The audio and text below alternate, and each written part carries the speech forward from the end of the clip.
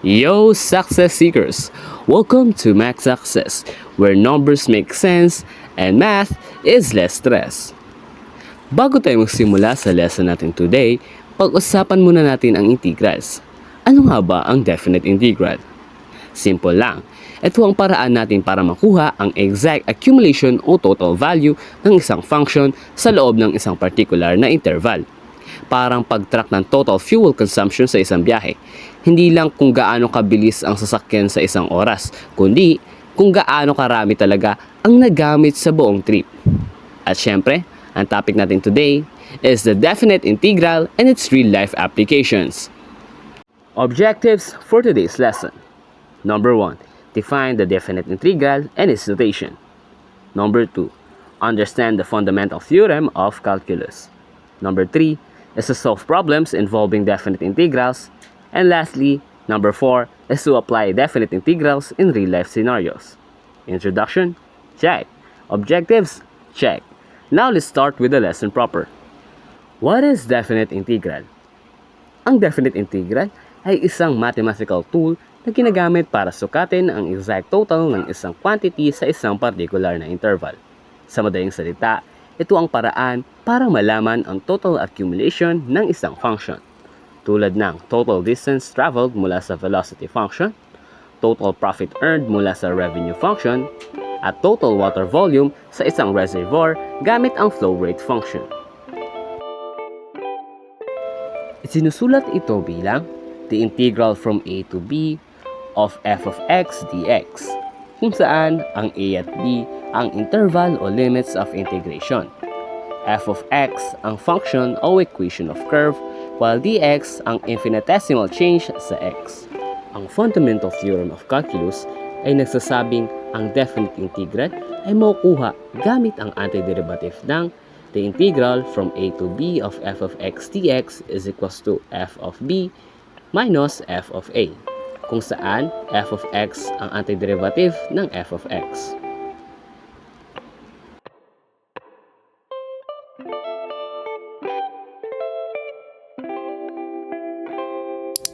Step 1. Rewrite the integral in exponential form. Since square root of x can be rewritten as x raised to 1/2, the integral becomes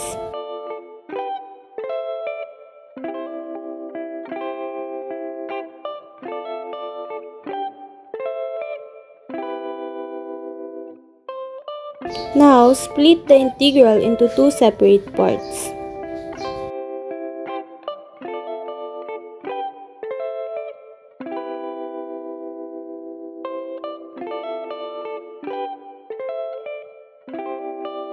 Step 2. Find the antiderivatives. Using the power rule for integration,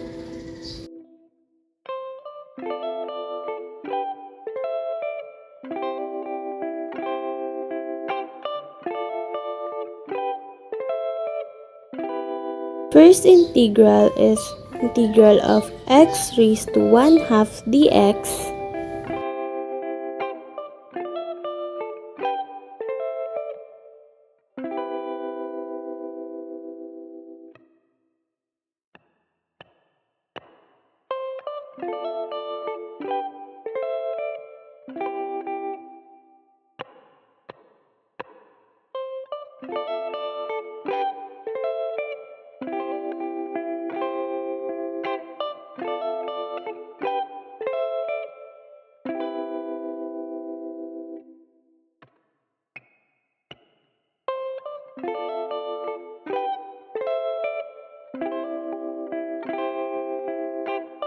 Second integral is integral of 3x dx.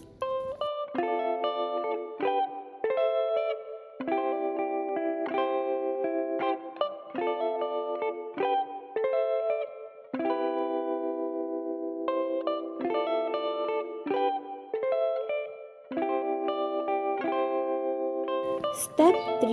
Evaluate the antiderivative at limits 1 to 4. The total integral now becomes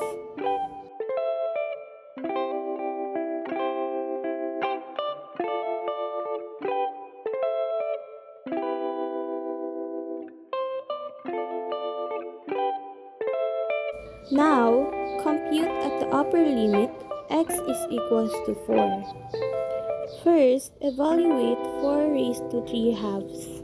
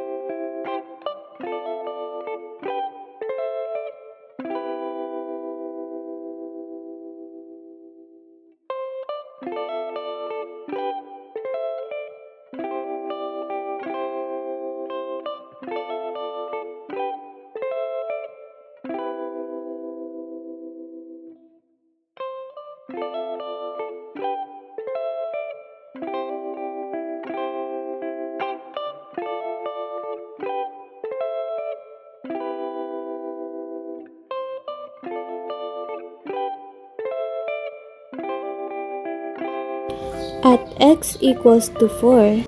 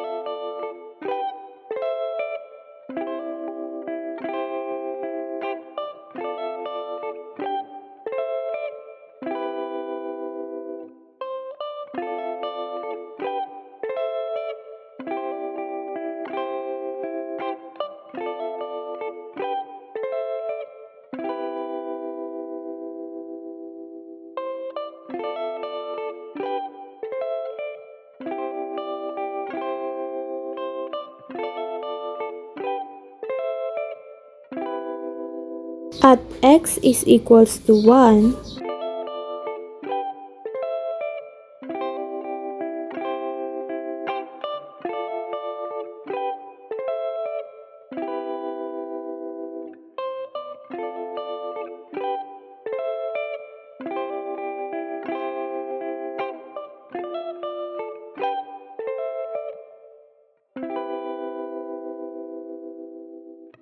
now subtract.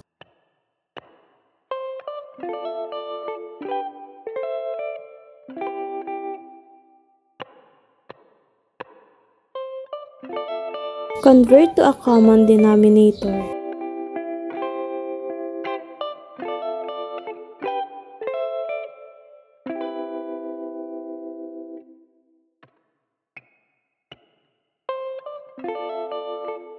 And the final answer is 27, 1 over 6.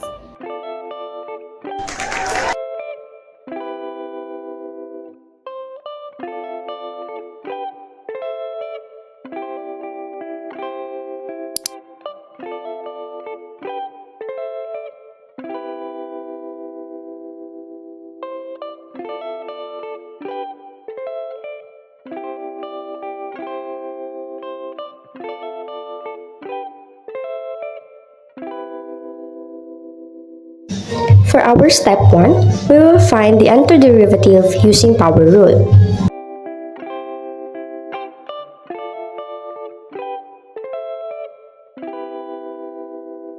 Step 2, evaluate at limits 0 to 2.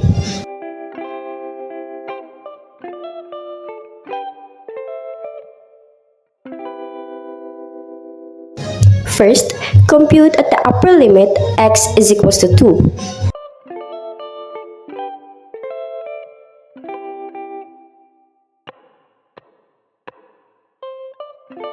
Now, compute the lower limit x is equals to 0.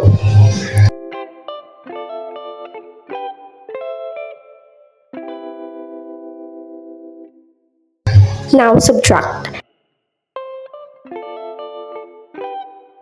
8 over 3 minus 0 is equals to 8 over 3.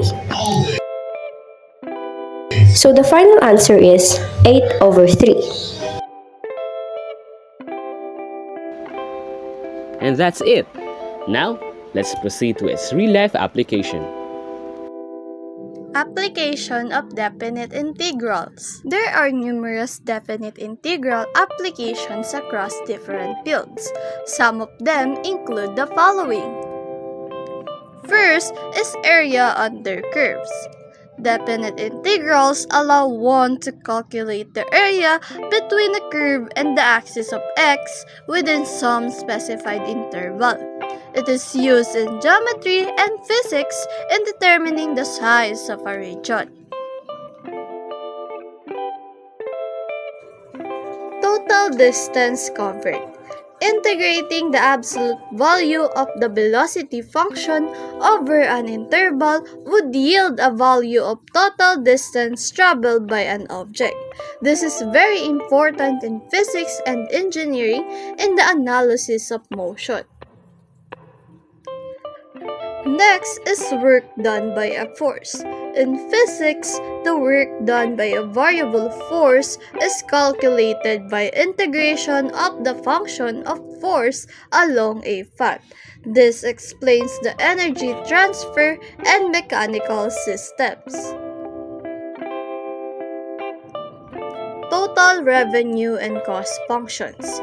Definite integrals are very important in economic theory for finding the total revenue and total cost functions.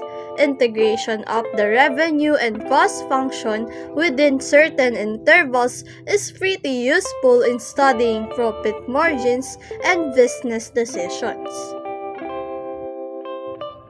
Modeling of population growth and decay. In problems involving biology and ecology, definite integrals are used to study the growth and decay of a population. If the functions of growth or decay in a population are integrated over time, insights into the dynamics and sustainability of the population can be gained. Last is evaluating probabilities using probability density functions. In statistics, definite integrals are used for evaluating probabilities where a probability density function is given. The integration of such functions along certain intervals gives the probability of events happening within the range. And that concludes all, success seekers! Here are the key takeaways for today's lesson. First is definite integrals help us find the exact total or accumulation of a quantity over a given interval. Next, they are widely used in real life, from calculating areas under curves to analyzing business profits, physics problems, and even population growth. Also, the fundamental theorem of calculus links differentiation and integration, making problem solving easier. Lastly, definite integrals provide practical solutions in geometry, physics, economics, engineering, and statistics. And that's a wrap, success seekers! Now that you learned how definite integrals work and their real-life applications, you're one step closer to making math make sense. See you in the next lesson, and as always, stay curious, stay confident, and stay success seekers!